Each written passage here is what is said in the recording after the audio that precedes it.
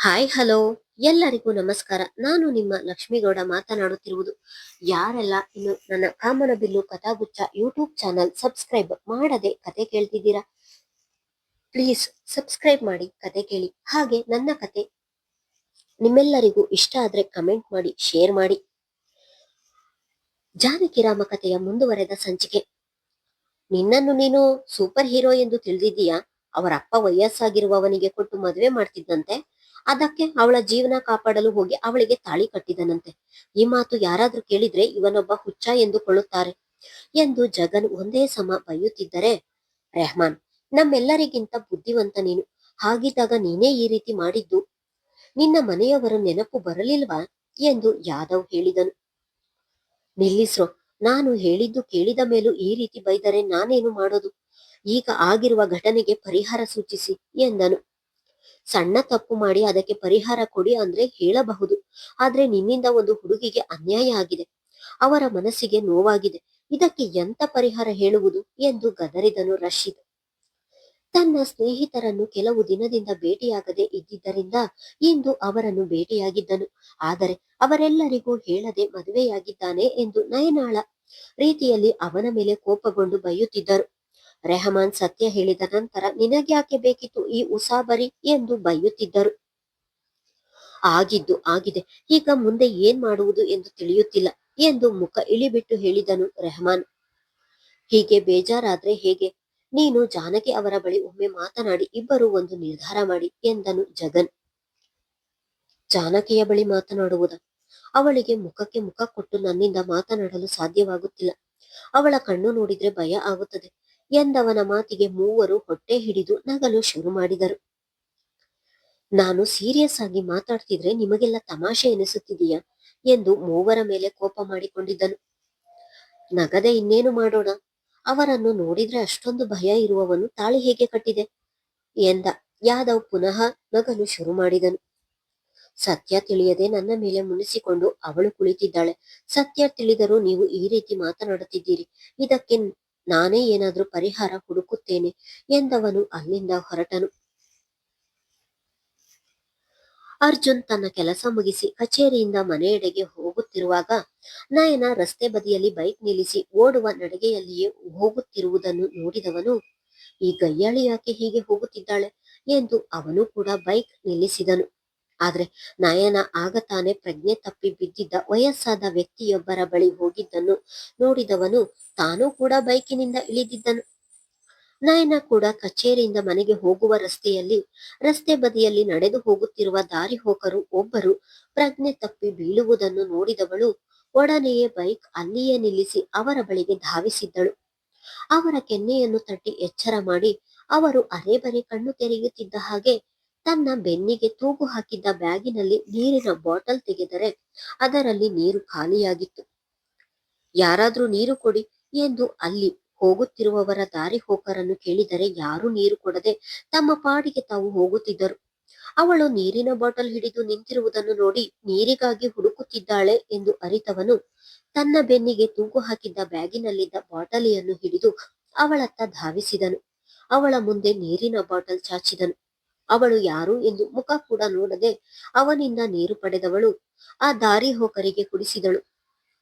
ಪ್ರಜ್ಞೆ ತಪ್ಪಿ ಬಿದ್ದಿದ್ದ ದಾರಿ ಹೋಕರು ನೀರು ಕುಡಿದು ಸುಧಾರಿಸಿಕೊಂಡ ನಂತರ, ಥ್ಯಾಂಕ್ಸ್ ಕಣಮ್ಮ, ಹೀಗೆ ವಾಕ್ ಬಂದಿದ್ದೆ, ಅಷ್ಟರಲ್ಲಿ ಯಾಕೋ ತಲೆ ಸುತ್ತಿದ ಹಾಗಾಯ್ತು, ನಿನ್ನಿಂದ ತುಂಬಾ ಉಪಕಾರ ಆಯ್ತು ಎಂದು ಅವಳ ಕೈ ಹಿಡಿದು ಧನ್ಯವಾದ ಹೇಳಿದರು. ಪರವಾಗಿಲ್ಲ ಅಂಕಲ್, ಆರೋಗ್ಯ ಸರಿಯಿಲ್ಲ ಅಂದ್ರೆ ಹೀಗೆ ಒಬ್ಬೊಬ್ಬರೇ ಬರಬೇಡಿ ಎಂದು ಅವರಿಗೆ ನಿಧಾನವಾಗಿ ಹೇಳಿದಳು. ನಯನಾಳ ಮಾತು ಕೇಳಿದ ಅರ್ಜುನನಿಗೆ ಆಶ್ಚರ್ಯವಾಗಿತ್ತು.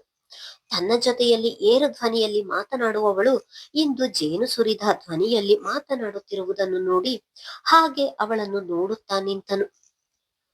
ಅಂಕಲ್ ಬನ್ನಿ, ನಾನೇ ನಿಮ್ಮ ಮನೆಗೆ ಬಿಡ್ತೀನಿ ಎಂದು ಆ ವ್ಯಕ್ತಿ ಕೈಯನ್ನು ಹಿಡಿದು ಮೇಲೇಳಿಸಿದಳು. ಬೇಡಮ್ಮ, ನಿನಗ್ಯಾಕೆ ತೊಂದರೆ? ನಮ್ಮ ಮನೆ ಇಲ್ಲಿಯೇ ಹತ್ತಿರದಲ್ಲಿದೆ, ನಾನು ಹೋಗ್ತೀನಿ, ಏನು ತೊಂದರೆ ಇಲ್ಲ ಎಂದು ಮತ್ತೊಮ್ಮೆ ಧನ್ಯವಾದ ತಿಳಿಸಿ ಆ ವ್ಯಕ್ತಿ ಅಲ್ಲಿಂದ ಹೊರಟಿದ್ದರು. ಬಾಟಲಿಯ ಮುಚ್ಚಳ ಹಾಕಿದವಳು ಥ್ಯಾಂಕ್ಸ್ ಎಂದು ಹೇಳಿ ಬಾಟಲ್ ನೀಡಲು ಹೋದರೆ ಅಲ್ಲಿ ನಿಂತಿರುವ ಅರ್ಜುನನನ್ನು ನೋಡಿ ಹಾಗೆ ನಿಂತಳು. ನೀನೇನು ಮಾಡ್ತಿದೀಯಾ ಇಲ್ಲಿ ಎಂದು ಕೋಪದಲ್ಲಿ ಕೇಳಿದಳು.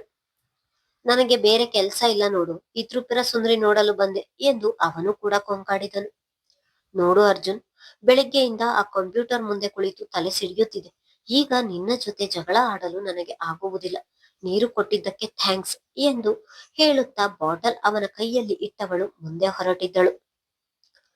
ನನ್ನ ಮಾತಿಗೆ ಏನಾದ್ರೂ ಜಗಳ ತೆಗೆಯುತ್ತಾಳೆ ಎನ್ನುವ ಅವನ ಯೋಚನೆಯನ್ನು ಹುಸಿ ಮಾಡಿದ್ದಳು. ನಯನಾಳ ಹಿಂದೆಯೇ ಬಂದವನು, ನಯನ ನಿಂತ್ಕೋ, ನಿನ್ನ ಜೊತೆ ಮಾತನಾಡಬೇಕಿತ್ತು ಎಂದ ತಕ್ಷಣ ತಟ್ಟನೆ ನಿಂತವಳು ಅವನೆಡೆಗೆ ತಿರುಗಿ, ಏನ್ ಮಾತಾಡ್ಬೇಕು ಎಂದಳು ಅದೇ ಬಿರುಸಿನಿಂದ. ನಿನ್ನಿಂದ ನನಗೆ ಒಂದು ಸಹಾಯ ಆಗ್ಬೇಕಿತ್ತು, ಇಲ್ಲ ಅನ್ಬೇಡ ಎಂದನು. ನನ್ನಿಂದ ಸಹಾಯ ಆಗ್ಬೇಕಾ, ಏನದು ಎಂದು ಅನುಮಾನದಲ್ಲಿಯೇ ಕೇಳಿದಳು. ನನ್ನನ್ನು ಜಾನಕಿಯ ಮನೆಗೆ ಕರೆದುಕೊಂಡು ಹೋಗ್ತೀಯಾ? ಹೇಗಿದ್ರೂ ರೆಹಮಾನ್ ನಿನ್ನ ಸ್ನೇಹಿತ ಅಲ್ಲವಾ? ಅವನ ಮನೆ ಮತ್ತು ಮನೆಯವರ ಬಗ್ಗೆ ನಿನಗೆ ಪರಿಚಯ ಇರುತ್ತದೆ. ಅವರ ಮನೆಗೆ ನನ್ನನ್ನು ಕರೆದುಕೊಂಡು ಹೋಗ್ತೀಯಾ ಎಂದು ವಿನಂತಿಸಿದ ರೀತಿ ಹೇಳಿದ್ದನು. ಮೊದಲೇ ರೆಹಮಾನನ ಮೇಲೆ ಕೋಪಗೊಂಡಿದ್ದವಳು ಈಗ ಅರ್ಜುನ್ ಅವರ ಮನೆಗೆ ಕರೆದುಕೊಂಡು ಹೋಗು ಎನ್ನುತ್ತಿದ್ದ ಹಾಗೆ ಇನ್ನೂ ಕೋಪಗೊಂಡವಳು, ನನಗೆ ಯಾವ ರೆಹಮಾನನು ಗೊತ್ತಿಲ್ಲ, ಯಾರೂ ಗೊತ್ತಿಲ್ಲ, ನಾನು ಎಲ್ಲಿಗೂ ಕರೆದುಕೊಂಡು ಹೋಗುವುದಿಲ್ಲ ಎಂದು ಅದೇ ಕೋಪದಲ್ಲಿ ಹೇಳಿ ಬೈಕ್ ಏರಿ ಹೊರಟಿದ್ದಳು. ಇವಳಿಗೆ ಏನಾಗಿದೆ, ಈ ರೀತಿ ಮಾತನಾಡುತ್ತಿದ್ದಾಳಲ್ಲ? ನಾನು ಜಾನಕಿ ಆ ಮನೆಯಲ್ಲಿ ಹೇಗಿದ್ದಾಳೆ ಎಂದು ತಿಳಿದುಕೊಳ್ಳಲೇಬೇಕು. ಹೇಗಿದ್ದರೂ ನನಗೆ ಇವರ ಮನೆ ಗೊತ್ತಿದೆಯಲ್ಲ, ಮನೆಯಲ್ಲಿಯೇ ಹೋಗಿ ಕೇಳ್ತೀನಿ ಎಂದು ಅರ್ಜುನ್ ಕೂಡ ನಯನಾಳನ್ನು ಹಿಂಬಾಲಿಸಿದನು. ಅವನು ತನ್ನ ಬೈಕ್ ಹಿಂಬಾಲಿಸಿ ಬರುತ್ತಿರುವುದನ್ನು ನೋಡಿದವಳು, ಇವನಿಗೆ ಒಂದು ಸರಿ ಹೇಳಿದ್ರೆ ಅರ್ಥವಾಗುವುದಿಲ್ಲ. ಮನೆಗೆ ಬರ್ತಿದ್ದೀಯಾ, ಬಾ, ನಾನಂತೂ ರೆಹಮಾನನ ಮನೆಗೆ ಕರೆದುಕೊಂಡು ಹೋಗುವುದಿಲ್ಲ ಎಂದುಕೊಂಡವಳು ಆಗಲೇ ಮನೆಯ ಬಳಿಗೆ ಬಂದಿದ್ದಳು. ಮನೆಯ ಮುಂದೆ ಬೈಕ್ ನಿಲ್ಲಿಸಿದವಳು ಅವನನ್ನು ಒಳಗೂ ಕರೆಯದೆ ದುಮ್ಮುಗುಡುತ್ತಲೇ ಒಳ ಹೋಗಿದ್ದಳು. ಮಗಳು ಬಿರುಸಾಗಿ ಬಂದಿದ್ದನ್ನು ನೋಡಿ, ಏನಾಯ್ತು ನಯನ, ಯಾಕೆ ಹೀಗಿದ್ದೀಯಾ ಎಂದರು ಸಾವಿತ್ರಿಯವರು. ನನ್ನನ್ನೇನು ಕೇಳ್ತೀಯಮ್ಮ, ಅಲ್ಲಿ ನೋಡು, ನಿನ್ನ ಸ್ನೇಹಿತನ ಮಗ ಬರ್ತಿದ್ದಾನೆ, ಅವನನ್ನೇ ಹೋಗಿ ಕೇಳು ಎಂದು ಹೇಳುತ್ತಾ ಕೋಣೆ ಸೇರಿದಳು.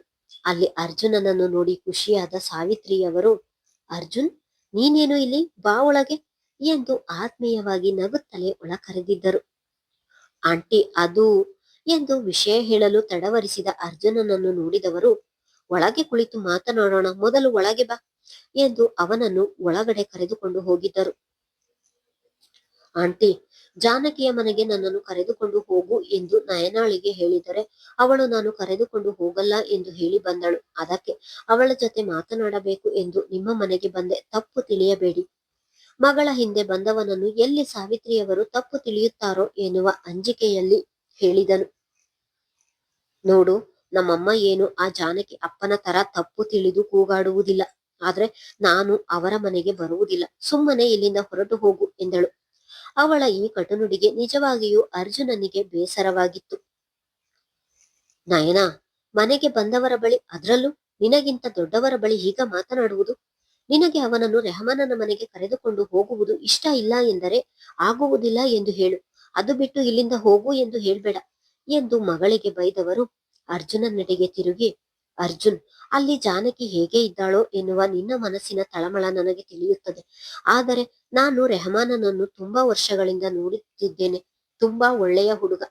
ಅವನು ಖಂಡಿತವಾಗಿಯೂ ಜಾನಕಿಯನ್ನು ಚೆನ್ನಾಗಿ ನೋಡಿಕೊಳ್ಳುತ್ತಾನೆ. ಆ ನಂಬಿಕೆ ನನಗಿದೆ. ಅವಳ ಬಗ್ಗೆ ಹೆಚ್ಚಿಗೆ ಯೋಚಿಸಲು ಹೋಗಬೇಡ. ಈಗಷ್ಟೇ ಅವರ ಮನೆಗೆ ಹೋಗಿದ್ದಾಳೆ. ಅಲ್ಲಿ ಮನೆಯ ಪರಿಸ್ಥಿತಿ ಹೇಗಿರುತ್ತೆ ಎಂದು ನಮಗೆ ತಿಳಿದಿಲ್ಲ. ಅದರಲ್ಲೂ ಹೇಳದೆ ಕೇಳದೆ ಮದುವೆಯಾಗಿದ್ದಾರೆ. ಹೀಗಿದ್ದಾಗ ಇಷ್ಟು ಬೇಗ ನಾವು ಅವರ ಮನೆಗೆ ಹೋಗುವುದು ಸರಿಯಲ್ಲ. ಇನ್ನೊಂದು ಸ್ವಲ್ಪ ದಿನ ಬಿಟ್ಟು ನಾನೇ ನಿನ್ನನ್ನು ಅಲ್ಲಿಗೆ ಕರೆದುಕೊಂಡು ಹೋಗ್ತೀನಿ ಎಂದು ಹೇಳಿದರು. ಸಾವಿತ್ರಿ ಅವರ ಮಾತು ಕೂಡ ಸರಿ ಎನಿಸಿತು. ನಾನಿನ್ನು ಬರ್ತೀನಿ ಆಂಟಿ ಎಂದು ಎದ್ದು ಹೋಗುವವನನ್ನು ತಡೆದವರು, ಇಲ್ಲಿ ತನಕ ಬಂದು ಕಾಫಿ ಕುಡಿಯದೆ ಹಾಗೆ ಹೋಗ್ತಿದೀಯಲ್ಲ, ಕಾಫಿ ಮಾಡಿ ಬರ್ತೀನಿ, ಕುಳಿತಿರು ಎಂದು ಹೇಳಿ ಅಡಿಗೆ ಮನೆಗೆ ಹೊರಟರು. ಅರ್ಜುನನ ಎದುರಿಗೆ ಇನ್ನೊಂದು ಸೋಫಾ ಮೇಲೆ ಕುಳಿತವಳು ಒಂದು ವಾರಪತ್ರಿಕೆ ಕೈಯಲ್ಲಿ ಹಿಡಿದು ಓದುತ್ತಾ ಕುಳಿತಳು. ನಯನ, ನಿನ್ನ ಮುಖ ಯಾವಾಗ್ಲೂ ಹೀಗೆ ಊದಿಕೊಂಡಿರುತ್ತೋ ಅಥವಾ ಅಪರೂಪಕ್ಕೆ ಒಮ್ಮೆ ಹೀಗೆ ಊದಿಕೊಳ್ಳುತ್ತೀಯಾ ಎಂದು ಅವಳನ್ನೇ ನೋಡಿಕೊಂಡು ಹೇಳಿದನು. ಅವನ ಮಾತಿಗೆ ನಯನ ಕೋಪದ ಕಣ್ಣುಗಳಿಂದ ನೋಡಿದ ತಕ್ಷಣ ಮನೆಯ ಸೀಲಿಂಗ್ ಕಡೆ ಕಣ್ಣು ಹಾಯಿಸಿದವನು, ನೈಸ್ ಡಿಸೈನ್ ಎಂದಿದ್ದನು. ನಾನು ಸುಮ್ಮನಿದ್ರು ಪದೇ ಪದೇ ನನ್ ಜೊತೆ ಕಾಲು ಕೆರೆದು ಜಗಳಕ್ಕೆ ಬರ್ತಿದೀಯ. ನಮ್ಮಮ್ಮನ ಸಪೋರ್ಟ್ ಇದೆ ಎಂದು ಕೊಬ್ಬು ನಿನಗೆ ಎಂದಳು ಅದೇ ಕೋಪದಲ್ಲಿ. ನನಗೆ ಕೊಬ್ಬ? ಯಾರನ್ನು ಬೇಕಾದ್ರೂ ಕೇಳು, ಕೊಬ್ಬು ಯಾರಿಗೆ ಎಂದು ಹೇಳುತ್ತಾರೆ. ನಿಮ್ಮಮ್ಮನಲ್ಲಿರುವ ನಯ ವಿನಯ 1% ಕೂಡ ನಿನ್ನಲ್ಲಿ ಇಲ್ಲ. ನನಗೆ ನೀನು ನಿಜವಾಗಿಯೂ ಅವರ ಮಗಳೇನಾ ಎಂಬ ಅನುಮಾನ ಮೂಡುತ್ತದೆ ಎಂದು ನಕ್ಕನು. ಅಷ್ಟರಲ್ಲಿ ಕಾಫಿ ಹಿಡಿದು ಬಂದವರ ಕಿವಿಗೆ ಅರ್ಜುನನ ಮಾತು ಕೇಳಿ ಅವರು ಕೂಡ ನಕ್ಕಿದ್ದರು. ಅಮ್ಮ, ಇವನ ಮಾತಿಗೆ ನೀನು ನಗ್ತಿದ್ದೀಯ? ಇವನದು ಯಾಕೋ ಅತಿ ಆಯ್ತು ಎಂದು ಕೋಪದಲ್ಲಿ ಮೇಲೆದ್ದು ಹೇಳಿದಳು. ತನ್ನಮ್ಮ ಕೂಡ ಅವನ ಜೊತೆ ನಗು ಸೇರಿಸಿದ್ದನ್ನು ಸಹಿಸಲಾಗಲಿಲ್ಲ ಅವಳಿಗೆ. ಅರ್ಜುನ್, ನಯನ ಯಾರ ಮುಂದೆಯೂ ಹೀಗೆ ಇಷ್ಟೊಂದು ಜೋರು ಮಾಡಿ ಮಾತನಾಡುವುದಿಲ್ಲ. ಆದ್ರೆ ನಿನ್ನನ್ನು ಮಾತ್ರ ಹೀಗೆ ಯಾವಾಗಲೂ ಬೈಯುತ್ತಾಳಲ್ಲ, ಯಾಕೆ ಎಂದು ಅರ್ಜುನನಿಗೆ ಕಾಫಿ ನೀಡುತ್ತಲೇ ಕೇಳಿದರು. ನನಗೇನು ಗೊತ್ತು ಆಂಟಿ, ನಿಮ್ಮ ಮಗಳನ್ನೇ ಕೇಳಿ ಎಂದು ನಯನಾಳನ್ನು ನೋಡುತ್ತಲೇ ಹೇಳಿದನು. ಅವನ ಮಾತಿಗೆ ಕೋಪಗೊಂಡವಳು ಕಾಫಿ ಕಪ್ ಕೈಯಲ್ಲಿ ಹಿಡಿದು ಬಿರುಸಾಗಿ ಕೋಣೆಗೆ ಹೋಗಿದ್ದಳು. ಆಂಟಿ, ನಿಮ್ಮ ಮಗಳ ಬಳಿ ಹಾಗೆಲ್ಲ ಮಾತನಾಡಿದೆ ಎಂದು ನಿಮಗೆ ಬೇಸರ ಇಲ್ಲ ಅಲ್ವಾ? ನಾನು ತಮಾಷೆ ಮಾಡಿದೆ ಅಷ್ಟೇ ಎಂದನು. ಖಂಡಿತ ಇಲ್ಲ ಅರ್ಜುನ್. ಮನೋಹರ್ ಈಗಾಗಲೇ ನಿನ್ನ ವ್ಯಕ್ತಿತ್ವದ ಬಗ್ಗೆ ನನಗೆ ಹೇಳಿದ್ದಾನೆ. ಅವಳ ಕೋಪಕ್ಕೆ ಆಯಸ್ಸು ಕಡಿಮೆ. ಎಷ್ಟು ಬೇಗ ಕೋಪ ಮಾಡಿಕೊಳ್ಳುತ್ತಾಳೋ ಅಷ್ಟೇ ಬೇಗ ಸಮಾಧಾನವಾಗ್ತಾಳೆ. ಅವಳು ನಿನ್ನ ಜೊತೆ ಹೀಗೆ ಕಿತ್ತಾಡುತ್ತಲೇ ಇದ್ದರೆ ನನ್ನ ಮನಸ್ಸಿಗೆ ಏನೋ ಒಂಥರ ಖುಷಿಯಾಗುತ್ತದೆ ಎಂದರು. ಇಂತಹ ಅಪರೂಪದ ಮಗಳನ್ನು ಹೆತ್ತಿದ್ದೀರಲ್ಲ, ಅದಕ್ಕೆ ಖುಷಿ ಪಡಲೇಬೇಕು ಎಂದು ಮನದಲ್ಲಿ ಹೇಳಿಕೊಂಡವನು, ಸರಿ ಆಂಟಿ, ನಾನಿನ್ನು ಬರ್ತೀನಿ ಎಂದು ಹೇಳಿ ಅಲ್ಲಿಂದ ಹೊರಟಿದ್ದನು. ಬೆಳಗ್ಗೆ ಫಾತಿಮಾ ಅವರು ಆಡಿದ ಮಾತಿನಿಂದ ಬಹಳವೇ ನೊಂದುಕೊಂಡಿದ್ದವಳು ಮಧ್ಯಾಹ್ನ ಊಟವನ್ನು ಸಹ ಮಾಡದೆ ಕೋಣೆಯಲ್ಲಿ ಒಂದು ಮೂಲೆಯಲ್ಲಿ ಕುಳಿತು ಅತ್ತು ಸುಸ್ತಾಗಿ ಹಾಗೆ ಗೋಡೆಗೆ ಹೊರಗಿದ್ದಳು ಜಾನಕಿ. ಬೆಳಿಗ್ಗೆ ಮನೆಯಿಂದ ಹೊರಟ ರೆಹಮಾನ್ ಸಂಜೆಯಾದರೂ ಮನೆಗೆ ಬಂದಿರಲಿಲ್ಲ. ತನ್ನ ತಾಯಿ ಆಡಿದ ಮಾತಿನಿಂದ ಜಾನಕಿ ಬಹಳವೇ ನೊಂದಿರುತ್ತಾಳೆ ಎಂದು ಅರಿತಿದ್ದವನು ಮನೆಗೆ ಬಂದಾಗ ಆಗಲೇ ರಾತ್ರಿ 7ರ ಸಮಯವಾಗಿತ್ತು. ಕೋಣೆಗೆ ಬಂದರೆ ಕೋಣೆಯ ಲೈಟ್ ಕೂಡ ಹಾಕದೆ ಕತ್ತಲಾವರಿಸಿತ್ತು. ಆ ಕತ್ತಲೆಯನ್ನು ನೋಡಿ ಹೆದರಿದವನು ಅಲ್ಲಿಯೇ ಪಕ್ಕದಲ್ಲಿದ್ದ ಸ್ವಿಚ್ ಹಾಕಿದರೆ ಹಾಗೆ ಮೂಲೆಯಲ್ಲಿ ಕುಳಿತಿದ್ದವಳು ಗೋಡೆಗೆ ಒರಗಿ ಕಣ್ಣು ಮುಚ್ಚಿದಳು. ಅತ್ತಿದ್ದಕ್ಕೆ ಸಾಕ್ಷಿಯಾಗಿ ರೆಪ್ಪೆಯ ತುದಿಯಲ್ಲಿ ಕಣ್ಣೀರಿನ ಬಿಂದುವು ಹಾಗೆ ಇದ್ದವು. ಅವಳ ಸ್ಥಿತಿಯನ್ನು ನೋಡಿ ನೊಂದುಕೊಂಡವನು ಜಾನಕಿ ಎಂದಿದ್ದನು. ಅವನ ಒಂದೇ ಮಾತಿಗೆ ಕಣ್ಣು ಬಿಟ್ಟವಳು ಸರಿಯಾಗಿ ಕುಳಿತಿದ್ದಳು. ಜಾನಕಿ, ಬೆಳಿಗ್ಗೆ ಅಮ್ಮ ಆ ರೀತಿ ಮಾತನಾಡಿದ್ದಕ್ಕೆ ನಾನು ನಿನ್ನ ಬಳಿ ಕ್ಷಮೆ ಕೇಳುತ್ತೇನೆ. ದಯವಿಟ್ಟು ನನ್ನನ್ನು ಕ್ಷಮಿಸು ಎಂದನು. ಅವನ ಮಾತಿಗೆ ಎದ್ದು ನಿಂತವಳು, ನಿನ್ನ ತಂದೆ ಮನೆಯಲ್ಲಿದ್ದಾರಾ ಎಂದು ಕೇಳಿದಳು. ಹೌದು, ಯಾಕೆ ಹಾಗೆ ಕೇಳುತ್ತಿದ್ದೀಯಾ ಎಂದನು. ನಿನ್ನ ತಾಯಿಯ ಬಳಿ ನಾನು ಹಾಗೆಲ್ಲ ಮಾತು ಕೇಳಲು ನಾನೇನು ನಿನ್ನನ್ನು ಪ್ರೀತಿಸಿ ನಿನ್ನನ್ನೇ ಮದುವೆಯಾಗಬೇಕು ಎಂದು ಹಠ ಹಿಡಿದು ಮದುವೆಯಾಗಿ ಈ ಮನೆಗೆ ಬಂದಿಲ್ಲ. ಇದರ ಬಗ್ಗೆ ನಿನ್ನ ತಂದೆಯ ಬಳಿ ನಾನು ನ್ಯಾಯ ಕೇಳಲೇಬೇಕು ಎಂದು ಹೇಳಿ ಹೆಜ್ಜೆ ಮುಂದಿರಿಸಿದಳು. ಅವಳ ಮಾತು ಕೇಳಿ ರೆಹಮಾನನ ಎದೆ ಧಸಕ್ಕೆಂದಿತು. ಮುಂದುವರಿಯುವುದು. ಜಾನಕಿ ಅವನ ತಂದೆಯ ಬಳಿ ಮಾತಾಡ್ತಾಳ ಎಂದು ಮುಂದಿನ ಸಂಚಿಕೆಯಲ್ಲಿ ನೋಡೋಣ. ಧನ್ಯವಾದಗಳು.